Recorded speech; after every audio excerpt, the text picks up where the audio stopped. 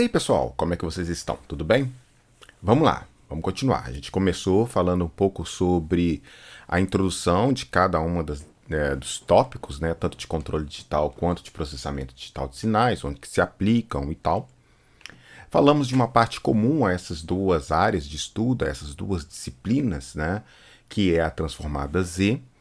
E agora a gente vai fazer a volta. A gente tem que continuar para obter a transformada Z inversa, porque em muitos casos a gente vai precisar disso para o tratamento tanto dos nossos sinais em PDS quanto dos nossos estudos de controle digital. Então, nesse vídeo de hoje, a gente vai falar sobre como efetuar essa transformação inversa, quais são os principais passos envolvidos e enfim, tá? Então, vamos lá. Bom, a transformada Z inversa ela é definida através dessa integral de linha complexa aí, tá?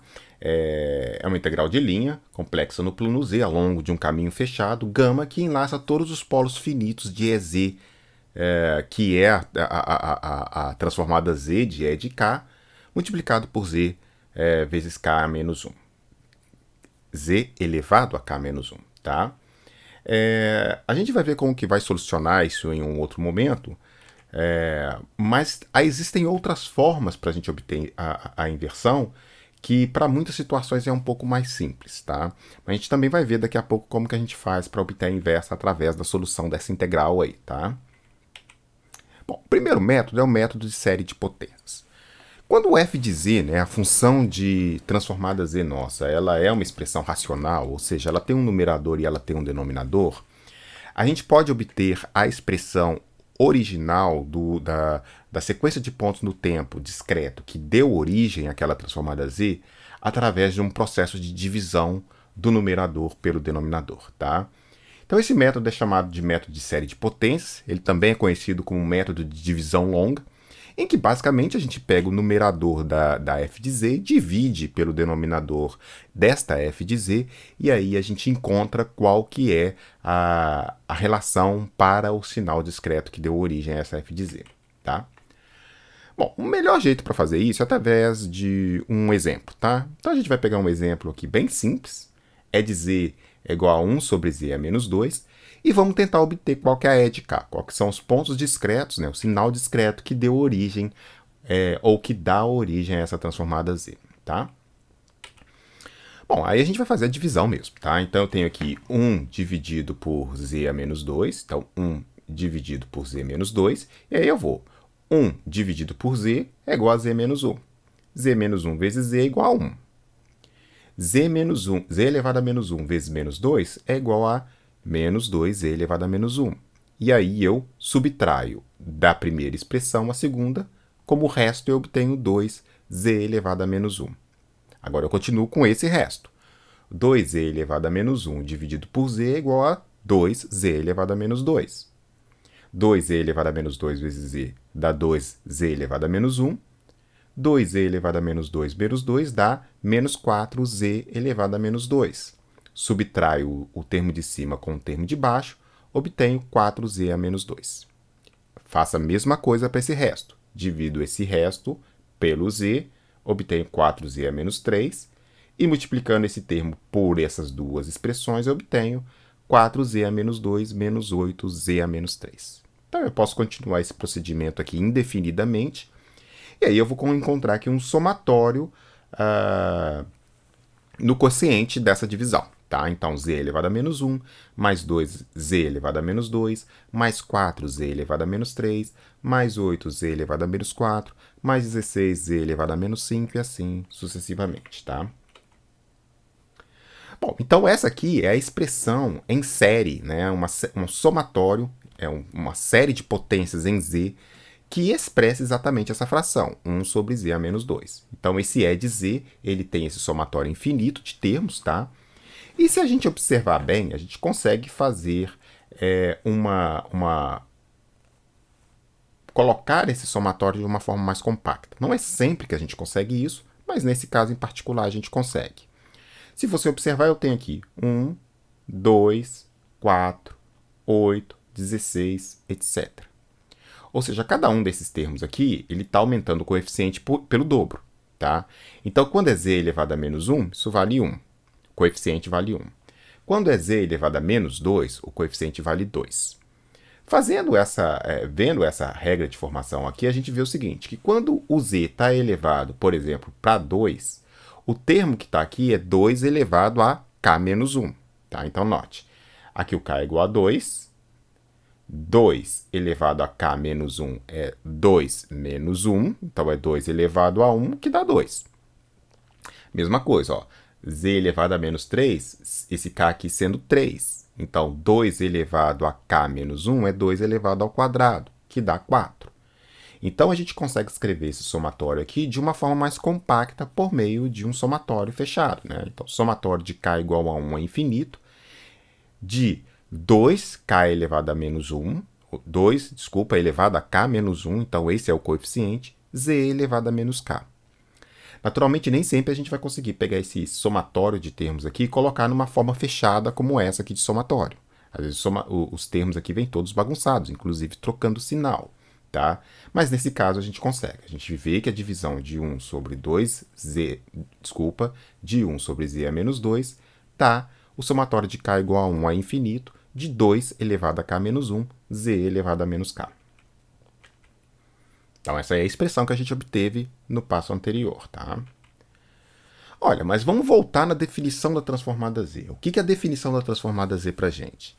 É de z é igual ao somatório de k igual a 0 a infinito, dos valores do sinal é de k para os dados instantes discretos, k0, k1, k2, etc., z elevado a menos k. Bom, eu vou isolar esse e elevado a 0 aqui do primeiro termo, tá? Então, é 0 mais somatório de k igual a 1 a infinito de e de k z elevado a menos k. Ou seja, eu simplesmente estou sacando o primeiro termo, o termo 0 aqui desse somatório. Então, é 0 mais somatório de k1 até infinito de e elevado a k z elevado a menos k. E se você comparar esse termo aqui com esse termo aqui, você vê exatamente que, exceto pelo e de k, que é o 2 elevado a k menos 1, as duas expressões batem. Então, se eu fizer uma comparação desse e de z, que veio da minha divisão longa, com a definição da transformada z, eu vou observar o seguinte, que o e de k ele é 0 quando k é igual a 0. Note que não tem esse termo aqui nesse somatório. Ele começa de k igual a 1. Então, e de k é igual a 0 quando k é igual a 0. E e de k é igual a 2 elevado a k menos 1 para k igual a 1, 2, 3, etc. Então, o método de série de potências, basicamente eu faço a divisão do numerador pelo denominador, eu vou obter uma série de potências em z com os respectivos coeficientes, e esses respectivos coeficientes dão os termos da série discreta.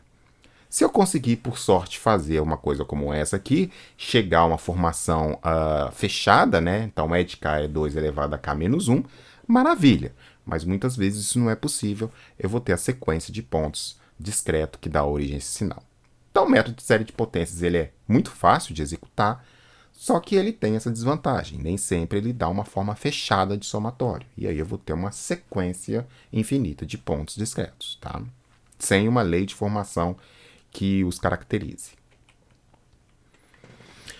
Um outro método é o método de expansão em frações parciais, tá? Então, se a gente observar a tabela de transformada z, a gente vai ver que todas as expressões dessa transformada z, ela se apresenta na forma racional.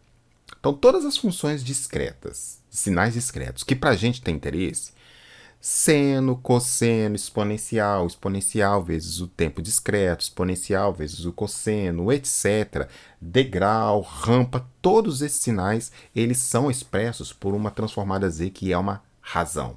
Numerador em z sobre denominador em z.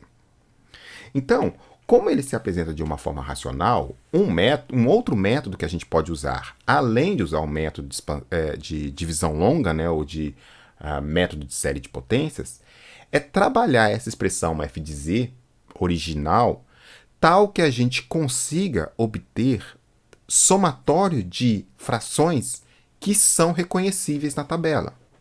E aí a gente consegue fazer a inversão por inspeção dessa tabela. Então eu tenho que dar um jeito de trabalhar essa f de z de forma que ela fique com algum formato presente na tabela, seja um formato único ou seja um somatório de formatos que eu consiga identificar na tabela. Tá? E aí eu consigo obter a f de k diretamente dessa análise. Tá? Para a gente fazer isso, a gente vai usar o método de expansão em frações parciais, que todos vocês já conhecem. Mas a gente vai fazer aqui uma revisãozinha para relembrar aqueles casos que para a gente são mais importantes. Tá? Vamos tomar aí uma função racional g de z geral. A única restrição que eu estou colocando nessa g de z é que os polos dessa g de z, ou as raízes do polinômio denominador dessa razão, dessa fração g de z, eles são distintos. Então, A1 é distinto de A2, que é distinto de A3, que é distinto de todos os outros termos até a n. O f de z no numerador é qualquer expressão. Tá? Então, é qualquer expressão.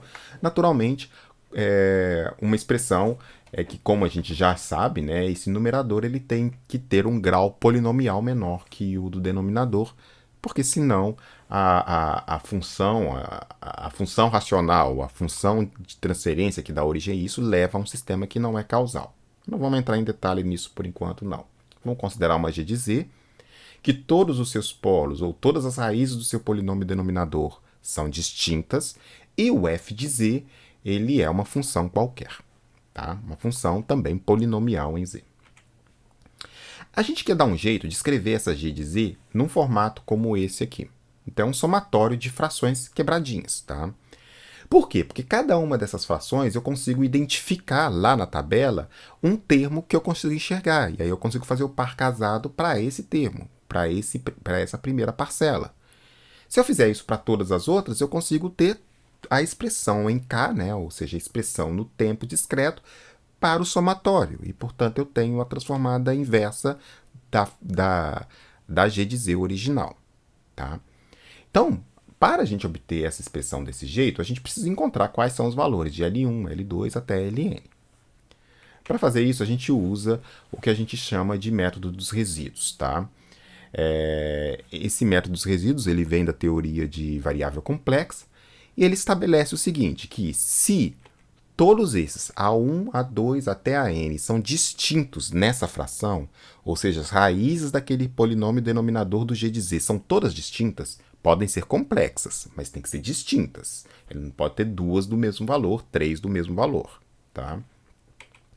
A gente consegue achar o valor do coeficiente associado àquele termo, né? Então, por exemplo, aqui o A1, o L1 ele é calculado através desse resíduo aqui, tá? Então, o L de K, ele é o G de Z original, multiplicado por aquele monômio que está no denominador. Então, a gente vai pegar esse monômio aqui, Z mais A1, multiplicar pela G de Z, exatamente para a gente cortar Z mais A1 em cima com Z mais A1 embaixo.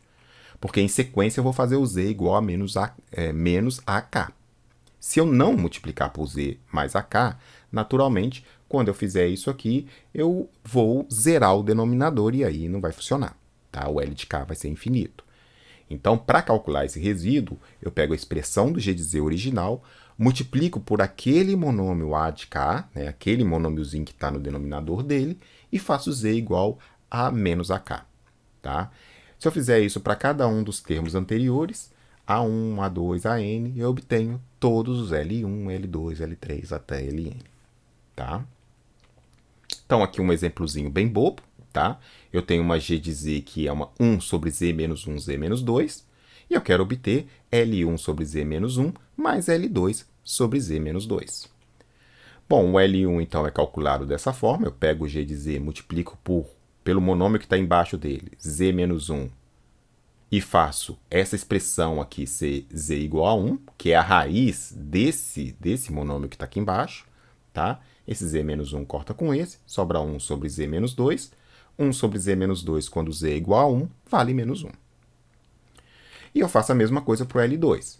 Pego essa expressão g de z, multiplico por z menos 2, né? Isso vai cortar o z menos 2 em cima e embaixo, e então eu faço a conta do que sobrou com a raiz desse monômio que está aqui embaixo, z igual a 2.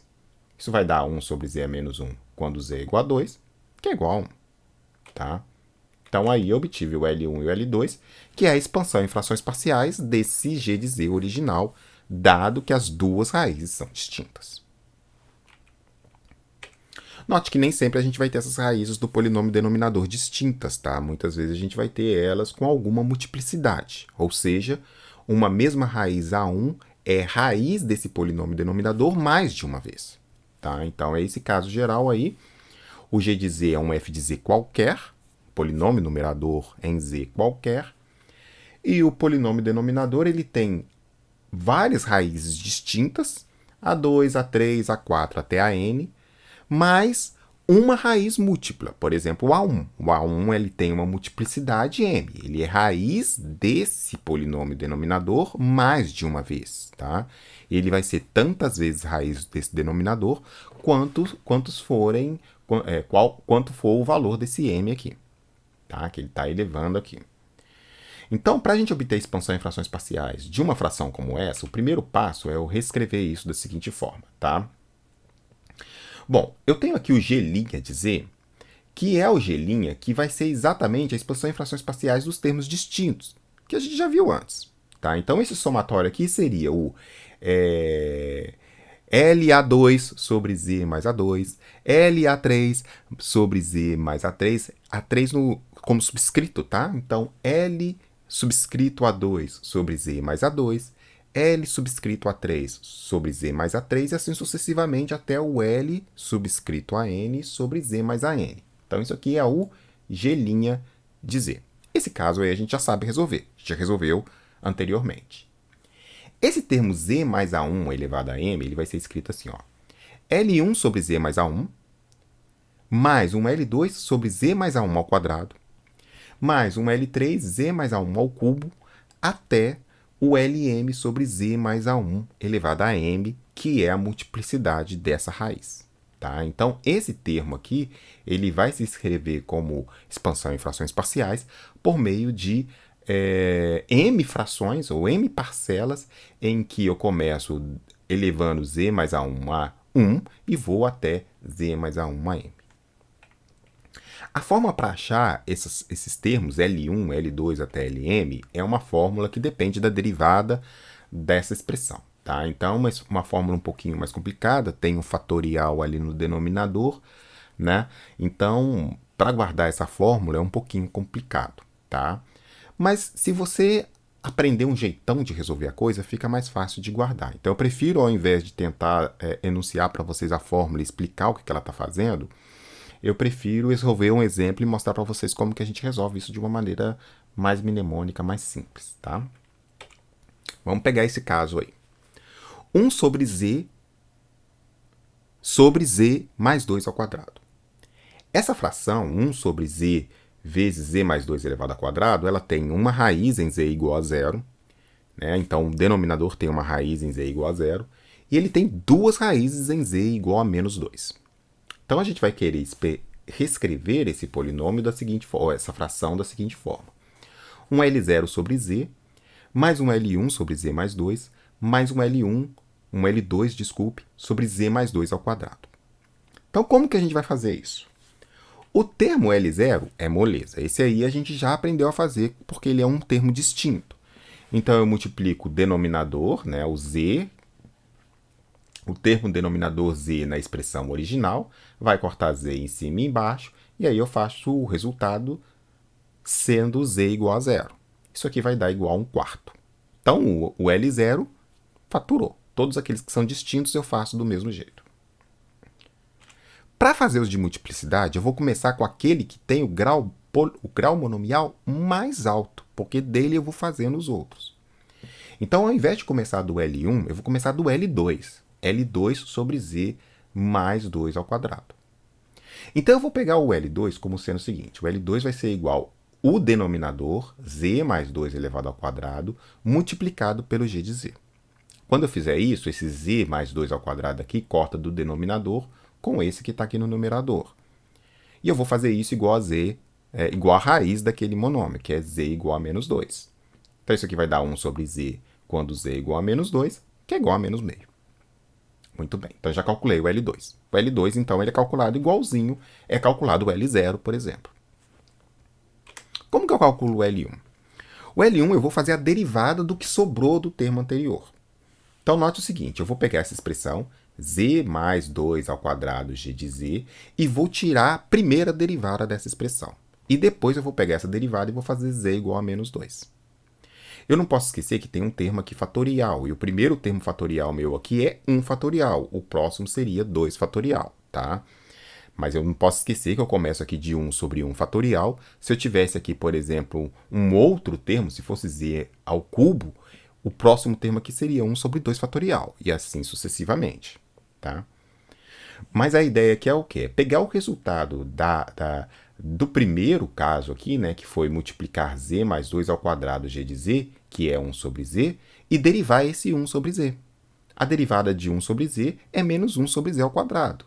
E aí sim eu faço z igual a menos 2, que vai dar menos 1 quarto. Ou seja, o que eu faço é o seguinte, eu começo do grau monomial mais alto e pego o resultado. Vou para o próximo, derivo o anterior. Vou para o próximo, derivo o anterior. E assim fica mais fácil eu obter todos os valores. Se de repente eu fosse aplicar essa fórmula aqui do primeiro até o último, eu ia sair derivando isso aqui uma galera de vezes. Não, eu vou fazer o contrário. Eu vou pegar esse termo aqui e vou achar o LM como se ele fosse distinto. O LM menos 1 eu vou pegar o que sobrou desse g de z vezes z mais 1 elevado a m e vou derivar uma vez. Vou obter um resultado que eu vou fazer z igual a menos m menos 1. Para o próximo, m menos 2, né, eu vou fazer o quê? Eu vou chegar e vou derivar aquele termo anterior. Então, o LM menos 1. E assim eu vou fazendo sucessivamente até chegar no L1. Eu acho isso mais fácil do que eventualmente a gente tentar guardar essa fórmula aqui e querer sair usando isso aí do L1 até o LM. Se eu posso fazer derivando o anterior até chegar no L1, por que eu vou começar com o L1 com a derivada m menos k, que seria exatamente a enésima derivada desse termo? É uma bobeira, tá? Então eu acho que esse método mnemônico aqui é mais fácil de você guardar e é mais fácil de você fazer isso. A única coisa que você não pode esquecer é do fatorial do denominador. Isso aqui a gente costuma esquecer. Então, a gente tem que sempre, o primeiro não tem fatorial, o segundo tem o primeiro fatorial, então fica 1 mesmo, o segundo tem 1 sobre 2 fatorial, que dá 2, e assim sucessivamente, tá? Bom, como que a gente faz, então, para obter a inversa da transformada z via expansão em frações parciais? Então, a gente vai fazer isso. A gente vai pegar a expressão original, vai dividir isso em expressõezinhas, em parcelas de frações menorzinhas. A gente já sabe lá na nossa tabela de transformada z que todas as expressões elas são frações, então cada um dos sinais discretos eles têm uma fração como transformada z, e aí a gente vai fazer esse match, tá?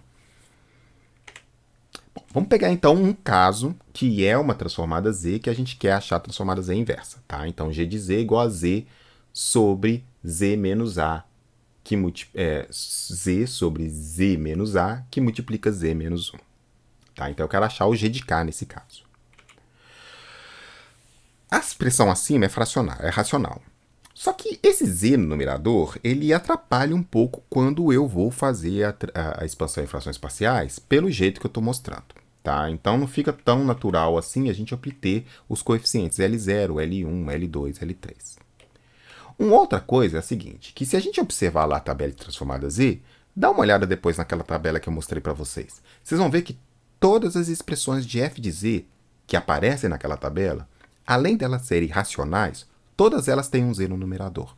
Pode ir lá ver. Então, como todas as expressões que estão na tabela têm um z no numerador, o que eu posso fazer para facilitar um pouco a minha expansão em frações parciais é usar uma função auxiliar que é a expressão original dividido por z. Quando eu faço aqui g de z dividido por z, eu vou obter a expressão em frações parciais desse g tio de z, e o resultado final, que vai ser a expansão em frações parciais do g de z, basta eu pegar o g tio de z e multiplicar por z.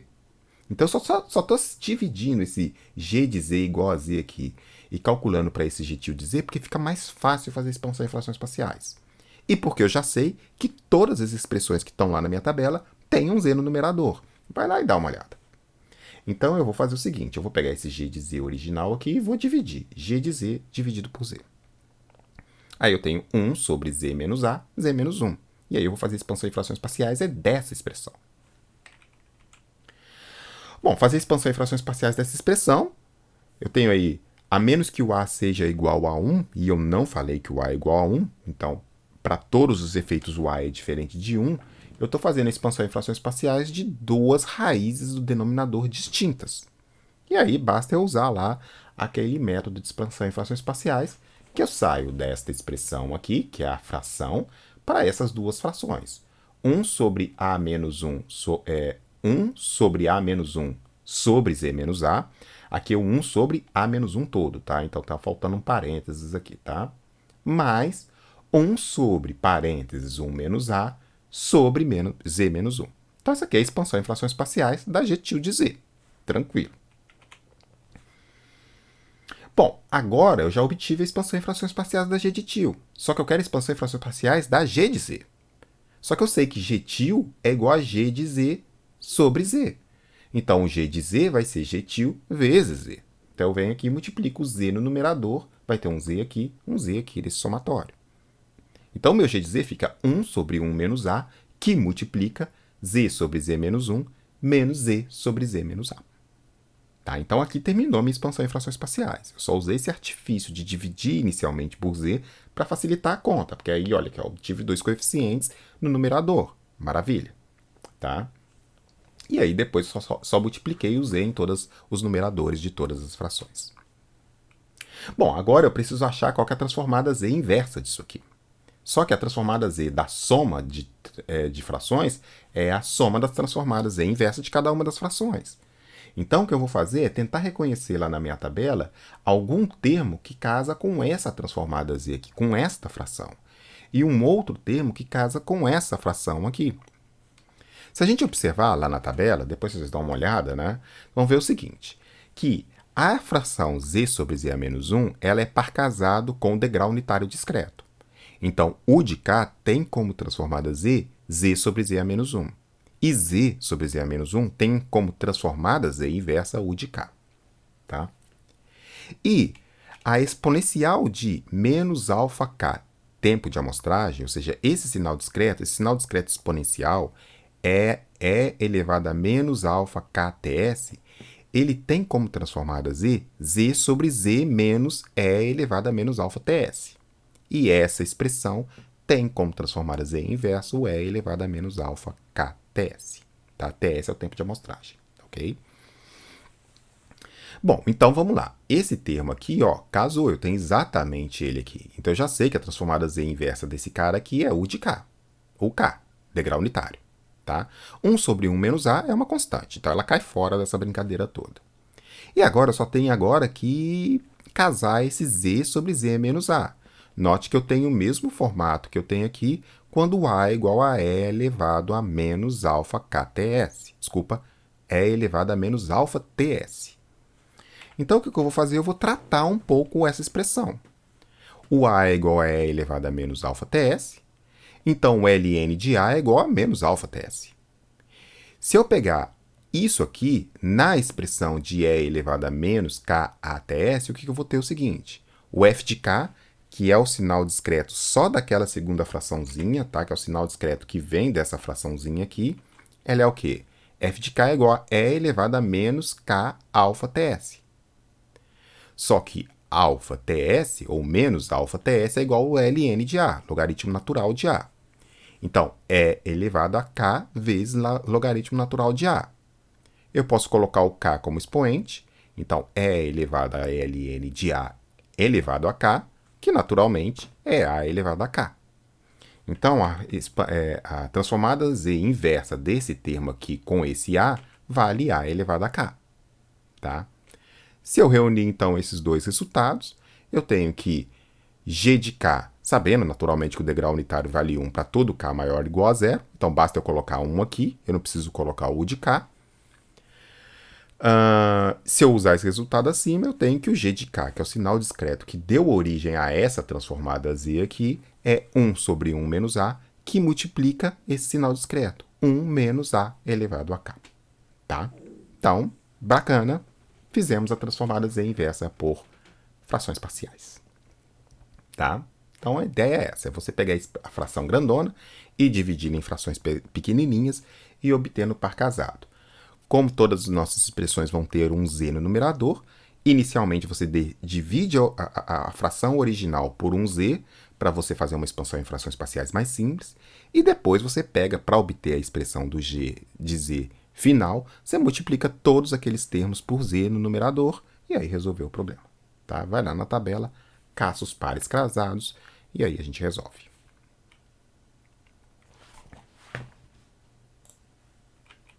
Bom, agora a gente vai para o terceiro método. Tá? Então a gente vai tentar resolver essa integral, né, para a gente obter o cálculo da transformada z inversa, né, pela sua integral, pela sua definição. Tá? Então eu vou ler e aí a gente vai pensar um pouco como que a gente vai fazer isso. O E de K ele é dado pela seguinte expressão. 1 sobre 2πj, então j é raiz de menos 1, a integral de linha de gama de E de z com z elevado a k menos 1 d de z. E esse gama é um caminho fechado que enlaça todas as singularidades, todos os valores de z que fazem com que a expressão E de z, z elevado a k menos 1, vá para infinito. Mais infinito ou menos infinito. Tá? Então a gente tem que resolver essa integral. Como que a gente faz isso? Bom, então a gente vai fazer isso usando um teorema muito importante de outro cara muito importante, que é o Cauchy, tá? Augustin-Louis Cauchy, que propôs para a gente o teorema de resíduos que a gente vai usar para resolver essa integral. Vamos ver como é que é. Vamos ler o teorema sem assustar, já está com as caveirinhas ali em cima, né? Porque espanta um pouco a primeira leitura, mas depois a gente vai ver que o bicho não é tão feio assim não, tá? Mas vamos ler o teorema dos resíduos de Cauchy. Seja uma função de variável complexa f de z holomorfa, que é derivável no sentido complexo, enquanto a gente fala que uma função f de z complexa, de variável complexa, ela é holomorfa porque ela é derivável no sentido complexo, já que no complexo eu tenho parte real e parte imaginária, tá? Então, de novo, seja uma função de variável complexa f de z holomorfa, no interior de uma região delimitada por um caminho fechado gama. Então, estou pegando essa função holomorfa no plano z e estou delimitando essa função por um caminho fechado gama. Vamos supor que o gama ele enlace n singularidades polos do f de z. Então, vamos supor que esse caminho que eu estou pegando no plano z, ele enlace n singularidades, n valores de z que fazem com que essa expressão f de z vá para menos infinito ou para mais infinito. Tá? Então, suponha que o gama enlace n singularidades, polos, de f de z, que eu estou nomeando z1, z2 até zn.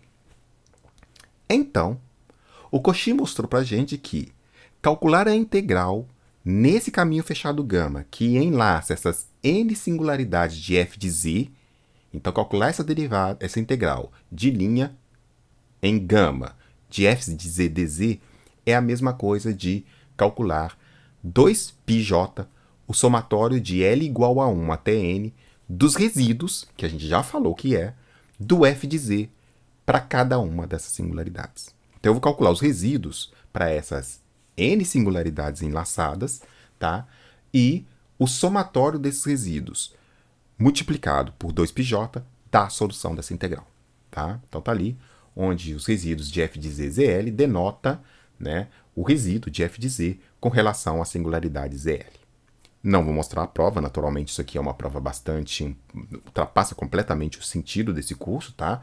Só estou dando aqui uma dica, que a demonstração ela passa pela aplicação do teorema de Green, né? Você deve lembrar lá do curso de cálculo 2, né? Só que é o teorema de Green aplicado a funções complexas, funções de variável complexa, tá? Então, aqueles mais interessados, depois eu mostro como é que é, ou procura num livro aí, tá? É bem divertido. Bom, se você for ler esse teorema do jeito que ele tá aí, ele assusta, tá? É um teorema um pouco complicado de entender o que está por trás. Mas, se você for seguir mais ou menos esse caminho aqui, você vai ver que a coisa não é tão complicada assim não, tá?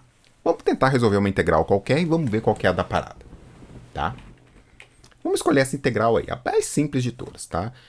1 sobre 2πj, a integral de linha, né, do caminho gama da função z de k, z elevado a k menos 1 dz, tá? O k eu estou falando que é pertencente aos naturais, e o lambda, o gama, ele enlaça todas as singularidades do z elevado a k menos 1. Então, já estou dizendo que o gama que eu estou usando para resolver essa integral, ela enlaça todas as possíveis singularidades que z elevado a k menos 1 possua. Bom, então, vamos fazer um primeiro teste. Note que se o k é maior que zero, z elevado a k menos 1 não é uma fração. Tá? Então, por exemplo, se o k é maior que zero, né? Por exemplo, se o k é igual a 1, isso aí é z elevado a zero que dá 1. 1 não é uma fração. Então, se 1 não é uma fração, não existe valor de z que faça com que 1 vá para infinito, ou menos infinito.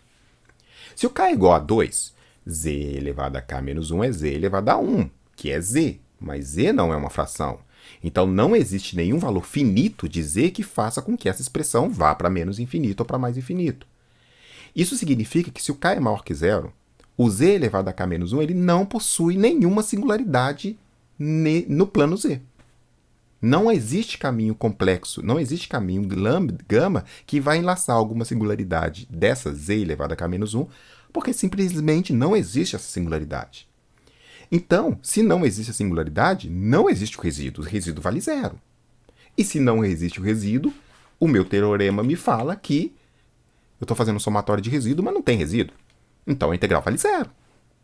Somatório de nada é zero, é nada. Então, essa integral aqui, quando eu estou fazendo a conta dela para k maior que zero, essa integral aí vale zero. Acabou a solução do problema. Bom, mas a gente tem ainda que avaliar quando k é igual a zero. Quando k é igual a zero, z elevado a k menos 1 é 1 sobre z, certo? E só como eu tenho 1 sobre z, existe um valor finito de z que faz com que 1 sobre z vá para mais infinito, que é z igual a zero. Então, existe essa única singularidade z igual a zero que faz com que a expressão z elevado a k menos 1, quando k é igual a zero, vá para infinito. Então, eu vou fazer a conta do Cauchy, quando k é igual a zero, usando essa singularidade. Eu estou, então, resolvendo a integral de 1 sobre 2πj, a integral do caminho fechado que enlaça toda essa singularidade, tá? De 1 sobre z, que é z elevado a k menos 1, quando k é igual a zero. Tá? Então, 1 sobre z. Isso vai ser igual a quê? 1 sobre 2πj, que é o que eu estava multiplicando lá antes da minha integral. Multiplicado pelo teorema de Cauchy. 2πj, os resíduos, o somatório dos resíduos de 1 sobre z naqueles resíduos. Só que eu só tenho um resíduo. É só o z igual a zero. Tá? Então, o que eu faço aqui? O resíduo de 2πj vezes o resíduo de 1 sobre z, quando z é igual a zero, é 2πj, 1 sobre z. Eu multiplico o que está dividindo embaixo, tá? Então, 1 sobre z vezes z, e aí eu faço a conta quando o z vai para aquele valor que eu quero, z igual a zero. Então, 2πj, 1 sobre z vezes z, quando z é igual a zero, isso vale 2πj. Então, essa conta aqui dentro, ó, ela vale 2πj, incluindo 2πj vezes 1. Só que eu tenho dividido um 2πj antes. Então, o resultado completo aqui vale 1. Então, a integral de 1 sobre 2πj... Então, 1 sobre 2πj, a integral de linha gama de z elevado a k menos 1 dz, quando gama enlaça todas as singularidades de z elevado a k menos 1, vale 0 se k é diferente de zero, porque não há singularidade, e 1 se k é igual a zero. Pronto, resolvemos a integral. Então, quando a gente lê o teorema, parece muito confuso e parece complicado. Mas quando a gente pratica o teorema, e claro, a gente aqui está num curso de engenharia, não nos cabe provar o teorema, a gente quer usar o teorema para alguma coisa, tá? Então, aí a gente conseguiu resolver a integral. De uma forma tranquila, mais ou menos tranquila, vai. Não é tão difícil assim. Tá, mas aí você vai chegar e me perguntar assim, tá, mas o que eu vou fazer com isso? Bom, eu vou tentar fazer a transformada z inversa, ué. Vou tentar fazer o que eu estava querendo. Vou tentar usar essa definição para calcular a transformada z inversa, tá? E aí eu vou tomar uma expressão um pouquinho mais complicada do que aquela. Vamos considerar que o nosso f de z é uma expressão como essa aí, ó. No numerador, z vezes seno de a até s. TS é o tempo de amostragem, tá? Sempre que aparecer esse TS aí pra gente daqui pra frente é tempo de amostragem. Então, z seno de a até s sobre z ao quadrado menos 2 cosseno de a até s vezes z mais 1. E eu quero calcular o sinal discreto f de k que dá origem a essa transformada z. E eu vou resolver isso via o método de Cauchy, o método, o teorema usando o teorema de resíduos de Cauchy. Tá? Bom, então, se a gente for lá na definição da transformada z inversa, a gente vai ver o seguinte, que o f de k para essa expressão é o quê? 1 sobre 2πj, a integral de linha gama do f de z, z seno de a até s sobre z ao quadrado menos 2 cosseno de a até s z mais 1, vezes z elevado a k menos 1 dz. E eu tenho que resolver essa integral aí. Note que eu tenho um z multiplicando aqui, tá? E eu tenho um z elevado a k menos 1 aqui. Então, eu posso multiplicar os dois. Mantenho a base e somos expoentes. Z elevado a 1 vezes z elevado a k menos 1 é igual a z elevado a k. Certo? Então, a minha expressão, ou a integral a resolver, é essa aqui, ó. F de k é igual a 1 sobre 2πj, a integral de linha gama, z de k, seno de a até s sobre z ao quadrado menos 2 cosseno de a até s z mais 1 dz. E eu vou considerar que esse gama está enlaçando todas as singularidades dessa função aqui. Tá? Então, é exatamente isso que diz a nossa definição. Se você for lá na definição, você vai ver que esse gama aqui da definição, me desculpe, esse gama aqui da definição, ele lá na definição da nossa transformada inversa tem que enlaçar todas as raízes desse polinômio denominador, todos os polos dessa fração, todas as singularidades desta fração. Tá? Muito bem, então, para resolver isso, a gente vai usar, então, o teorema dos resíduos de Cauchy. Isso aqui é igual ao somatório de L igual a 1 até N, quantos forem os resíduos, né? Então, é o somatório dos resíduos de z elevado a k, que é essa expressão aqui, né? Z elevado a k seno de a até s sobre o denominador, z ao quadrado menos 2 cosseno de a até s, z mais 1, calculado em cada uma dessas singularidades. Bom, então a primeira coisa que a gente tem que ver aqui é quais são essas singularidades. Note que se o k é maior ou igual a zero, ou seja, para qualquer número natural, tá? Esse z elevado a k aqui é sempre um termo que vai ficar no numerador. Não existe k maior ou igual a zero que faça com que eu tenha ali z no denominador. Esse z aqui em cima que eu estou me referindo, tá? Então, esse z de k aqui, não existe valor de k que torna isso aqui uma singularidade, tá? Para qualquer z e para qualquer k, isso aqui não pode ser uma singularidade dessa expressão. E, naturalmente, quando eu falo para qualquer z finito. Ele não pode ser infinito, naturalmente, porque senão essa própria integral não vai convergir, tá? Bom, então eu tenho que analisar só o que está no denominador. E no denominador eu tenho uma equação quadrática, tá? Então, para essa equação quadrática, a gente pode saber quais são as raízes desse polinômio denominador aqui em z, tá? As raízes desse polinômio denominador, se você fizer lá, né, aplicar a fórmula quadrática, né, a forma quadrática de solução, você vai ver que z12 é igual ao cosseno de até s mais ou menos j seno de até s. É a solução dessa expressão que está aqui no denominador. Só que cosseno de até s mais ou menos j seno de até s é igual a e elevado a mais ou menos j até s.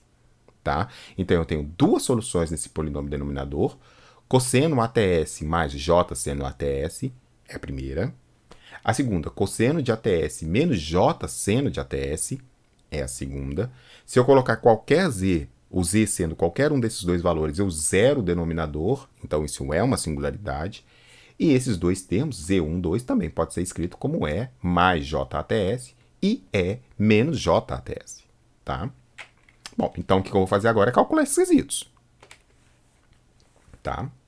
Primeiro resíduo. Então, eu vou pegar a expressão z elevado a k, é o que estava no numerador. Já vou escrever esse denominador aqui já fatorado nas duas raízes, tá? Então, eu tenho aqui z menos a elevado a j até s, z menos e elevado a menos j até s. Se eu multiplicar esses dois termos aqui, eu caio nesse denominador anterior. Tá? E aí eu vou calcular o resíduo para o Z1. Então eu vou multiplicar um deles, destaquei aqui o vermelho, tá? Então eu vou pegar essa expressão, o vermelhinho, vou multiplicar o vermelhinho aqui para cortar em cima e embaixo, vai sobrar só o que está em preto, e o que está em preto eu vou fazer a conta com Z igual a E elevado a J até S, que é a solução desse termo aqui, raiz desse termo. Quando eu fizer isso, vai vir aqui, ó, Z igual a isso, então é J até S elevado a K seno de até S, é J até S menos E menos J até S. Note que essa expressão aqui é uma expressão de seno. É um seno complexo, tá? Então eu tenho aqui, isso aqui é igual ao seno de até S vezes 2J, já que o seno de até S é igual a isso dividido por 2J, tá? E aí eu vou ver que eu tenho seno de até S em cima, seno de até S embaixo. Os dois cortam, desculpa. O primeiro resíduo é E elevado a J K até S sobre 2J. Vamos calcular o segundo. Então, o segundo que eu estou destacando agora é o outro vermelhinho, tá? Então, primeiro eu comecei com esse, agora eu vou começar com esse aqui, tá? Então, eu vou multiplicar a expressão pelo denominador que eu quero tratar e vou calcular com Z igual a raiz daquele denominador, tá? Daquele termo, que é Z igual a E elevado a menos J até S. Corta em cima e embaixo na primeira expressão. Quando eu fizer Z igual a menos J até S, nessa expressão aqui vai ficar E elevado a menos J até S menos E elevado a J até S, que também é uma expressão de seno, só que está com sinal trocado. Note que aqui o menos está no expoente positivo. Então, isso aqui é menos 2J seno de até S. Tá? Tem um seno em cima e embaixo, corta. Então, o resíduo finalmente é menos E elevado a menos JK até S sobre 2J. Esse é o segundo resíduo. A solução daquela integral, então, f de k igual a 1 sobre 2πj, integral de linha em gama, linha gama, que enlaça todas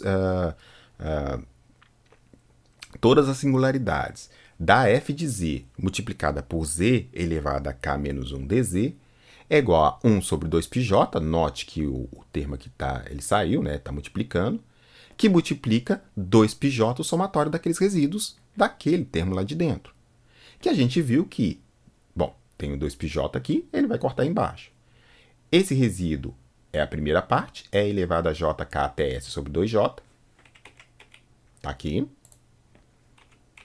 Esse segundo resíduo é menos é elevado a menos jk até s sobre 2j. Está aqui. E aí, se eu observar essa expressão, eu vejo que isso aqui é uma expressão de seno.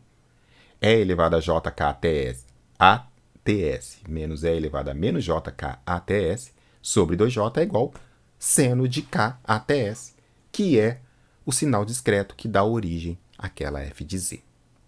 É um pouquinho de trabalho, mas não é nada absurdo, né? Você saiu e resolveu de uma forma muito bonita a sua transformada z inversa, tá?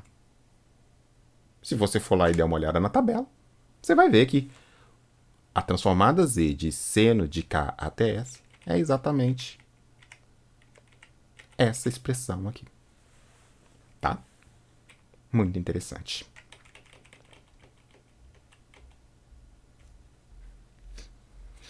Bom, onde que a gente aplica esse tipo de coisa? Em análise de sistemas discretos, tá? Então, a gente precisa usar as transformadas Z e transformadas Z inversa para estudar os nossos sistemas discretos, tá? E a gente sabe que, no caso discreto, a dinâmica do nosso sistema entrada-saída é descrita por equação de diferenças. Não existe equação diferencial no caso discreto, porque a equação diferencial ela prescinde que o seu tempo ele seja infinitesimal. E no caso discreto, tem pontos discretos. Então, as nossas equações diferenciais que caracterizam os nossos sistemas contínuos, nossos sistemas analógicos, elas são convertidas para o mundo discreto como equações de diferença. Então, eu tenho aí, por exemplo, uma equação de diferença que caracteriza um sistema discreto proveniente para um dado tempo de amostragem de um sistema analógico, de um sistema contínuo, tá? Então, por exemplo, eu tenho aí y de k é igual ao somatório de L1 até n de AL y de k menos L, ou seja, o valor atual do y depende dos valores anteriores do y, por meio de coeficientes A, tá? Mais o somatório de L igual a 0 até m de BL U K menos L, ou seja, os valores, o valor atual da saída depende do valor atual da entrada e dos anteriores, tá? Então, U e Y são entrada e saída desse sistema, respectivamente, tá? Então, essa aí é uma equação de diferença de um sistema discreto qualquer.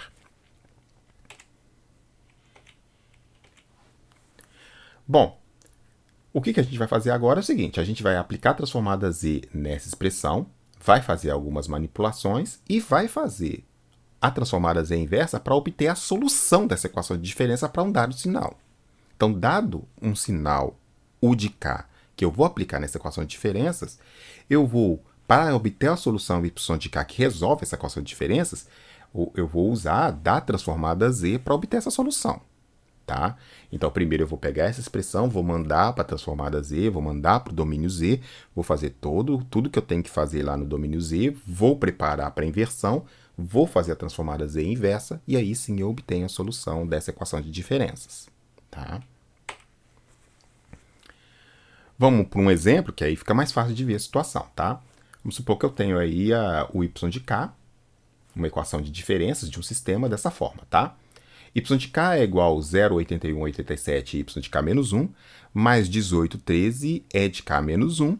Tá? Então, o E de k é a entrada dessa equação diferencial e o Y de k é a saída. Tá? E eu quero, para um dado E de k, obter a solução dessa equação de diferenças. Tá? Estou dizendo aqui que o sistema contínuo original, que deu origem a essa equação de diferenças, ele foi amostrado com um tempo de amostragem de 0,1 segundos. Tá? Então, esse sistema original contínuo, ele tinha uma equação diferencial que quando eu amostrei com esse tempo de amostragem de 0,1, eu caí numa sequência de pontos que me leva a essa equação de diferenças aí, tá?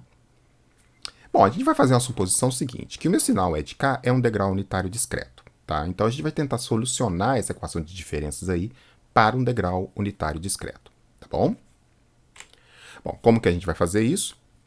A gente vai aplicar a transformada Z e as suas propriedades lá naquela equação de diferenças. Tá? Então, a gente volta lá no nosso estudo de transformada Z e nas suas propriedades, né?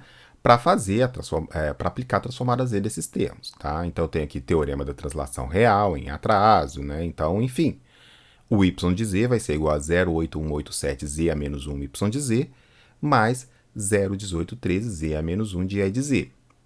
Tá? Bom, eu só vou simplesmente pegar esse y de z, passar aqui para o lado esquerdo e depois fatorar. Então, y de z é igual a 0,1813z a menos 1 sobre 1 menos 0,8187z a menos 1. Vou multiplicar por z no numerador e no denominador, tá? Então, eu tenho 0,1813 sobre z menos 0,8187. Multipliquei z no numerador e no denominador só para tirar esse expoente negativo aqui. E isso tudo multiplicado pelo E de z. Como o meu sinal, o sinal que eu vou usar para resolver essa equação de diferenças, ele é um degrau unitário discreto, se eu for lá na tabela, eu sei qual que é a transformada z dele. Então, E de z igual a z sobre z a menos 1. E aí, aquela expressão anterior fica 0,1813z sobre z menos 1, z menos 0,8187. Pronto. Então, já tem aí minha transformada z com o degrau unitário, a entrada aplicada. E eu quero obter a solução dessa equação de diferenças, que é a transformada z inversa desse cara. Olha, mas se você observar, essa transformada z inversa, a gente já fez ela no passado. Se você observar, ela é exatamente um exemplo que está aqui atrás. Ó. Lá quando a gente fez expansão em frações parciais. Olha aqui, ó. É exatamente uma expressão como essa. Ó. Uma constante que sempre multiplica, então ela cai fora. Z sobre z menos 1 sobre z menos alguma coisa. É exatamente isso que a gente quer resolver, olha só.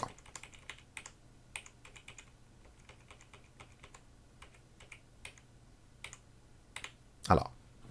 0,1813 que cai fora, é uma constante. Z sobre z menos 1, z menos 0,8187. Então, não vou repetir o mesmo procedimento. Já vou usar o resultado que a gente obteve lá em cima, tá? Se a gente usar a mesma metodologia que a gente usou lá em cima para resolver aquela fração, a gente vai ver que o y de k vale 1 menos e elevado a menos 0,2k. Tá? Então, essa é a resposta da equação de diferenças a um degrau unitário, que é para aquele degrau unitário a solução daquela equação de diferenças, ou seja, a resposta daquele sistema meu, que é representado por aquela equação de diferenças, quando eu aplicar um degrau unitário discreto. Tá legal? Por fim, vamos falar uma coisa aqui que acaba que não é muita novidade, né? Para quem já está aqui, sobretudo no curso de controle digital, a gente vai precisar de função de transferência discreta também, igual a gente precisou lá no curso de sistemas de controle para os nossos casos analógicos, tá? Então considere a dinâmica do sistema discreto descrito por uma equação de diferenças como essa aí, tá? Totalmente geral, igualzinho a gente usou ali em cima, tá? Sendo o U e Y a entrada e saída do sistema respectivamente, e considere também que todas as condições iniciais são nulas, ou seja, os valores dos pontos discretos para qualquer k menor que zero são zero, tá? De novo, eu vou aplicar a transformada z nessa expressão, né? Então, vou usar aqui, por exemplo, o y de z que multiplica. A transformada z vai passar por esse somatório, o AL vai virar uma constante, né? E aí eu vou ter z elevado a menos L, translação real, vezes y de z. E a mesma coisa aqui para o de z. Então, daqui do 30 para o 31, eu simplesmente apliquei a transformada z com as propriedades, igual a gente fez lá no vídeo anterior, tá? Da mesma forma, eu vou pegar essa expressão que está aqui tudo multiplicando por y de z, vou passar para a esquerda, tá? E vou dividir o termo comum ao y de z, fatorando aqui o u de z, tá? E esse u de z que está aqui, eu vou sair dividindo, ou seja, eu vou multiplicar cruzado. Primeiro eu vou pegar esse termo de y de z que está aqui, esse termo que está aqui todo ele, tá? Eu vou passar ele para a esquerda. Vou colocar o y de z em evidência, vai aparecer y de z multiplicado por uma expressão e u de z multiplicado por uma expressão em z. Eu vou passar o u de z dividindo aqui para esse lado esquerdo e vou passar essa expressão que eu fatorei aqui no y e vou dividir aqui. Então, vai ficar, finalmente, y de z sobre u de z é igual ao somatório de L igual a 0 a M de BLZ menos L sobre 1 menos somatório de L igual a 1 a N a LZ elevado a menos Z menos L. Que a gente precisa que M seja menor ou igual a N para garantir a causalidade desse sistema. Ou seja, que a saída seja uma consequência da entrada e não o contrário. A saída depende da entrada e não o contrário. Tá?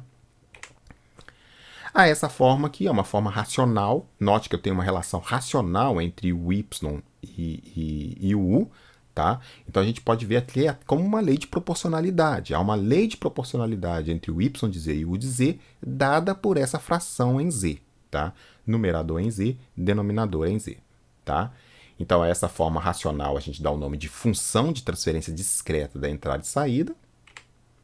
E uma última coisa que a gente sabe, né, também lá do nosso curso de sinais e sistemas, de análise de sistemas lineares e sistemas de controle, dependendo da matéria que você da disciplina que vocês já executaram, né?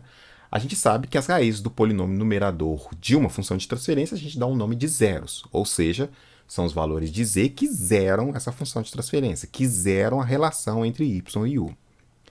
E as raízes do polinômio denominador da função de transferência, então esse denominador aqui, a gente chama de polos do sistema, ou seja, os valores de z que dão uma singularidade nessa expressão, ou seja, que fazem com que a relação de y para u seja um valor infinito, ilimitado, mais infinito ou menos infinito. Tá bom? Bom, é isso aí. A gente viu bastante coisa hoje, ficou um pouco longo o vídeo, quase 1 hora, né? Mas é porque realmente tinha muita coisa para falar mesmo, tá?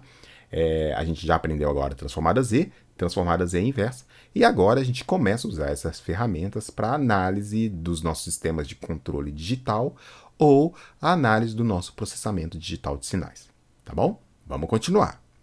É isso aí. Muito obrigado pela atenção de vocês. Até a próxima. Valeu, tchau!